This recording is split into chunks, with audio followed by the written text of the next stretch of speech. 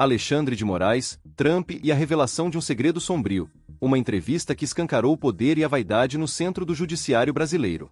Era para ser apenas mais uma entrevista. Um daqueles perfis internacionais que retratam figuras públicas de outros países com certo exotismo e uma pitada de reverência. Mas o que saiu na revista americana The New Yorker, um dos bastiões da elite intelectual progressista dos Estados Unidos, foi muito mais do que isso. Foi uma confissão, um recado, uma provocação. E não uma provocação qualquer. Alexandre de Moraes, ministro do Supremo Tribunal Federal do Brasil, mirou alto. Suas palavras, cuidadosamente escolhidas e ditas com um sorriso sutil, atingiram em cheio ninguém menos que o ex-presidente americano Donald Trump. E, junto com isso, ele revelou um detalhe que, para muitos, passou despercebido, mas que talvez diga mais sobre ele do que qualquer frase dita ao longo da entrevista. A pergunta que fica é: o que leva um juiz da mais alta corte brasileira a debochar publicamente de um ex-presidente dos Estados Unidos em uma revista americana? E mais ainda, o que significa, de fato, quando esse mesmo juiz diz que lei e ordem estão representadas por divindades guerreiras e ambíguas? A entrevista começou com algo incomum para um ministro do STF, uma sessão de fotos fashion. Alexandre de Moraes posou como uma celebridade, encenando um tipo de protagonismo que muitos juízes evitam. Mas Moraes parece se alimentar disso. O protagonismo, o controle, a imagem, tudo isso importa. O curioso é que a The New Yorker não economizou na narrativa. Chamou Moraes de o juiz brasileiro que enfrenta a extrema-direita global. Sim, você leu certo, enfrenta. Mas desde quando é papel de um juiz enfrentar algo, quanto mais uma ideologia política global? Essa já foi a primeira distorção conceitual. Porque o judiciário, por essência, deve se manter distante do embate político. Seu papel é aplicar a Constituição, proteger direitos, garantir a justiça, não enfrentar grupos, movimentos ou ideologias. Quando um juiz se coloca nesse papel, ultrapassa o limite do guardião da lei e se torna ator político. Mas isso era só o começo. Trump, censura e o controle total das redes sociais. Chegando ao final da reportagem, a entrevista entra em temas espinhosos: redes sociais, democracia e, claro, Donald Trump. É aqui que o tom muda e o conteúdo ganha uma gravidade que muitos leitores comuns talvez não tenham percebido de imediato.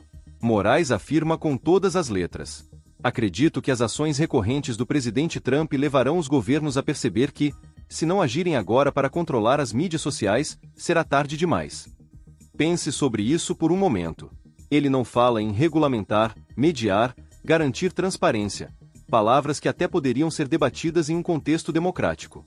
Moraes diz controlar.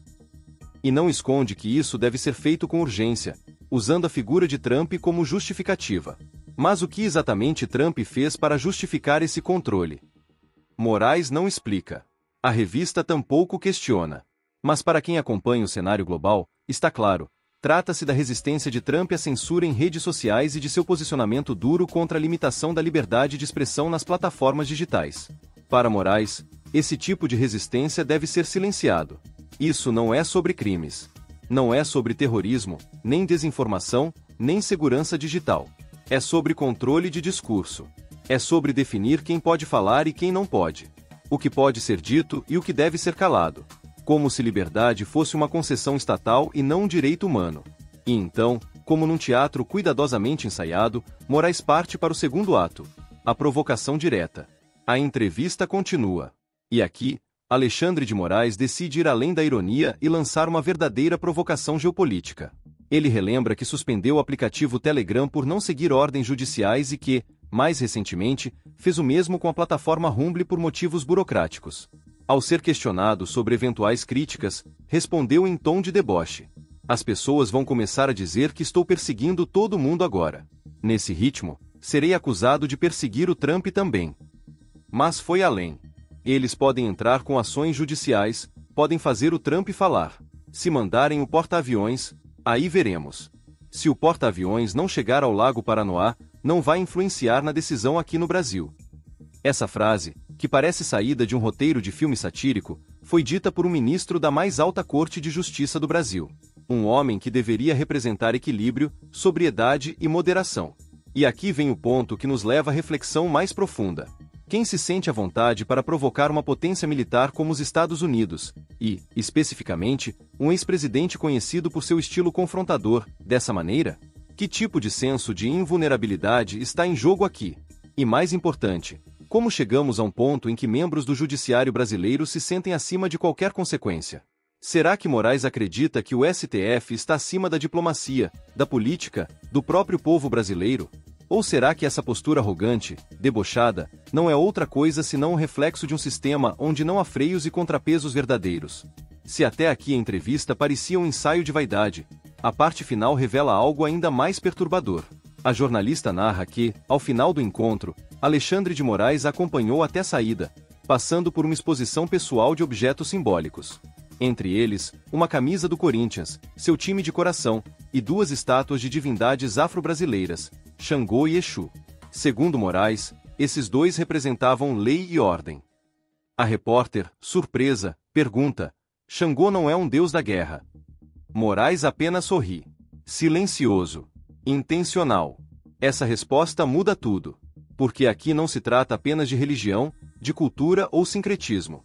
Trata-se de simbolismo.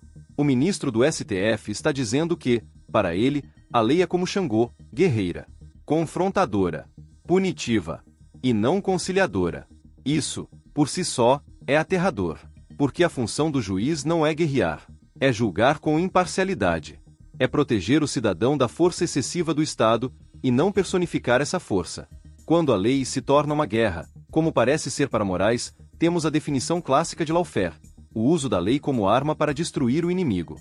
E esse conceito não vem da direita, como alguns poderiam sugerir. Foi o próprio Cristiano Zanin, hoje ministro do STF e ex-advogado de Lula, quem definiu com clareza: um magistrado não deve combater nada. Segundo ele, juízes não devem se envolver diretamente em disputas políticas, muito menos travar guerras jurídicas contra adversários. Mas é exatamente isso que Moraes parece fazer: transformar o judiciário em um campo de batalha. Essa entrevista não é apenas sobre Moraes. É um retrato da situação institucional do país. Um país onde ministros do Supremo desafiam presidentes estrangeiros com bravatas de bar, onde o judiciário se torna o centro da política, onde o controle das redes sociais é assumido como objetivo e não mais como uma hipótese. O que aconteceu com a separação entre os poderes? O que aconteceu com a moderação, a responsabilidade, o equilíbrio? O que está em jogo, na verdade, é o conceito de liberdade. Liberdade de expressão. Liberdade de crítica. Liberdade política. Porque quando um juiz se vê como guerreiro, todo cidadão vira um inimigo em potencial.